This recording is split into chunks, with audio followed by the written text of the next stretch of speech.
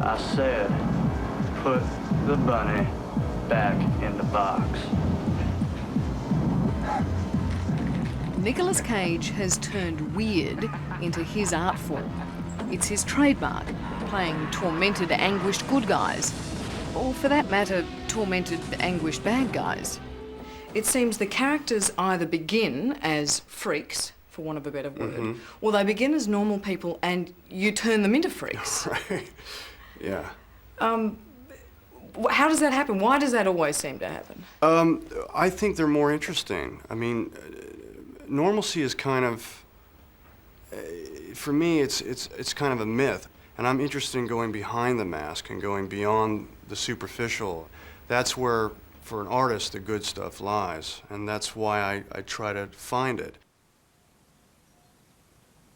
As a struggling young actor with only the fact that he was Francis Ford Coppola's nephew going for him, Cage decided not to wait for notoriety, but to seek it out. In one of his first major movie roles, he saw a chance to be truly, uniquely weird, and he took it. He ate a live cockroach for the camera.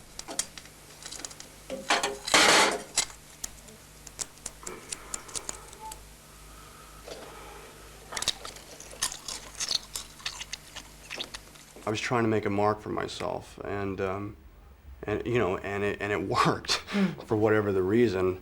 I was trying to shock the audience. I was trying to. I've always tried and still try to break walls, try to break the rules in terms of film and of acting, so that we can come up with something new, something that we haven't seen before. What's the matter?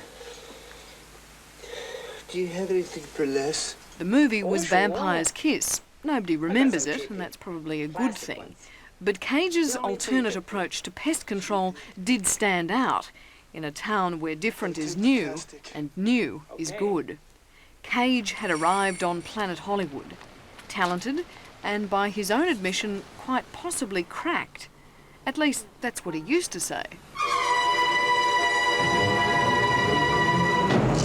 Peppered throughout your public statements are comments about your sanity, and one could conclude that you half suspect that you're not sane. A couple of years back you said the jury's still out on whether I'm sane. Is the jury back in? Did I say that? You sure did, apparently, unless the LA Times has started making things up.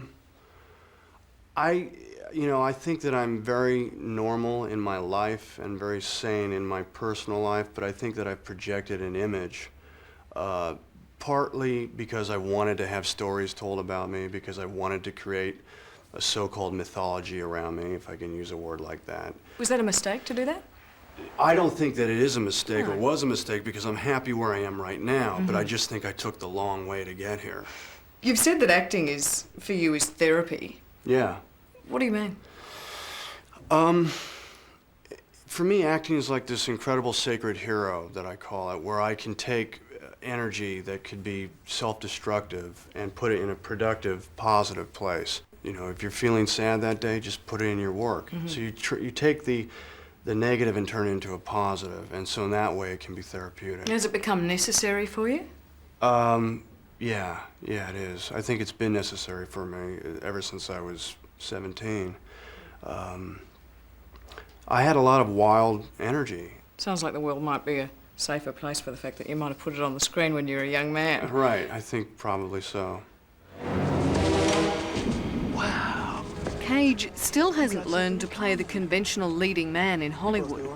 His ability to find the heart of darkness in his characters has given him an advantage over his fellow actors. These days, if you want a bad guy in Hollywood, stand on a street corner. If you want a gilt-edged lunatic, come to Nicolas Cage.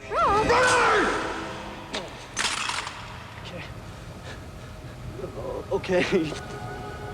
Please, man, don't shoot me. In Face Off, I got chills up my spine at the point where John Travolta's character had a gun to your head. And at that point, you start seeing this completely freaked out disco thing. Now, that wasn't even in the script, was it? No, it wasn't. I'm ready for the big ride, baby. I was trying to be... new, you know, trying to do something new with acting, trying to be surprising, shocking.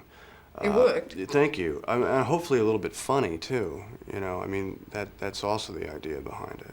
Do you go looking for that dark side in the characters? Sometimes, yeah. Sometimes to me that's the most interesting side, but that's not always the case. I would love to be able to make a purely happy film and a purely happy character. That's really interesting. Have you ever done that? I don't think I have yet. I don't think I've achieved that yet, but that's one of my goals. Because if I was looking at a script and it had a purely happy character in it, I wouldn't think, I've got it. Right. Nicolas Cage, he's who I've got to get for this. I'm sure you're right. No, it's true.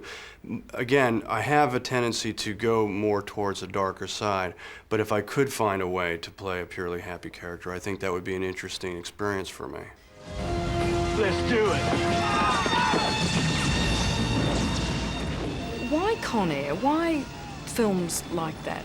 What are they all about? Well, they're about having fun. You know, I like that too. That's another aspect of my personality. When I was very young, I enjoyed action movies. I enjoyed James Bond. I enjoyed Steve McQueen. I was kind of an action kid, you know. I loved to ride my bike fast. I ride motorcycles. I'm into surfing, you know. So there's that aspect also. And why not? You know, I ask you. You know, isn't it okay to make movies that are just about enjoying yourself and being entertained? What? What? What? No! But once in a while, Cage forgoes his $20 million blockbuster fee for the chance to truly live the part. In the low-budget Leaving Las Vegas, he got inside the mind of a self-destructive alcoholic. It was an Oscar-winning performance. And the Oscar is awarded to Nicolas Cage.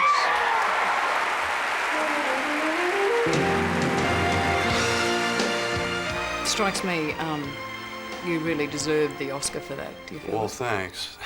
I do try to research my roles sometimes with a fervor that could be, you know, maybe not healthy. You know, I go for it. But that's what excites me about it. You supposedly videoed yourself drunk for that role.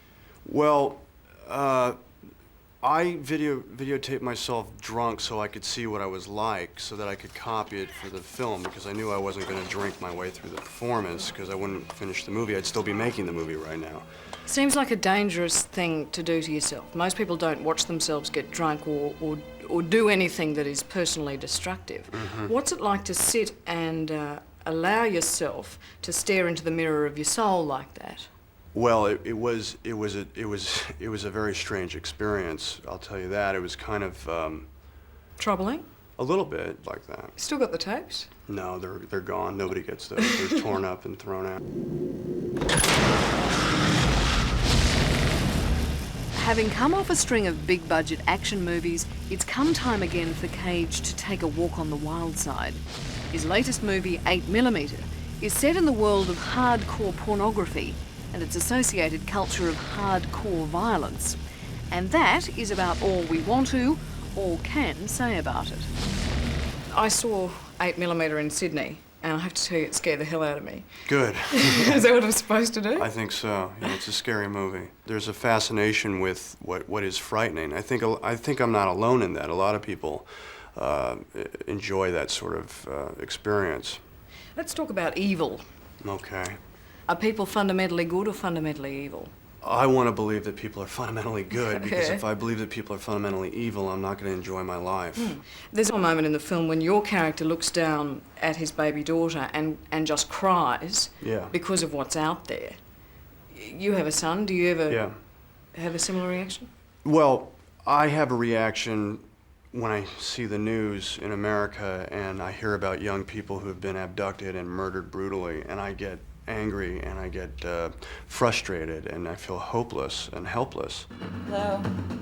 Amy, it's me. Listen carefully. Tom, where are you? Amy, just listen. Take Cindy. Get out of the house now. Go to where we Regardless of his current film, if Nicolas Cage didn't exist, Hollywood would have had to invent him. He's an antidote to two-dimensional action heroes and feel-good leading men. Even if it doesn't always work on screen, it's almost always worth watching him dare to be different. Just don't try to offer him any free advice. So what is your public persona, if I may say? Tom Hanks, nice guy. Robin Williams, funny guy. I mean, that's how they do it. Nicolas Cage, what? You probably know better than me. What would you say? I'd say, if I was your publicist, I'd say, my man is a cross between the Fonz and Dracula. Oh my God. The Fonz. Yeah. Oh, that's... You got the cool thing going, look at you. The Fonz. Well, I think, if anything, I would try to say that I'm an actor that is trying to do as many different things as possible. So maybe your worst nightmare, in fact, is someone saying Nicolas Cage is a boring guy. Well, boring would be, yeah, that would put shivers up my spine. I don't want to be boring, that's for sure.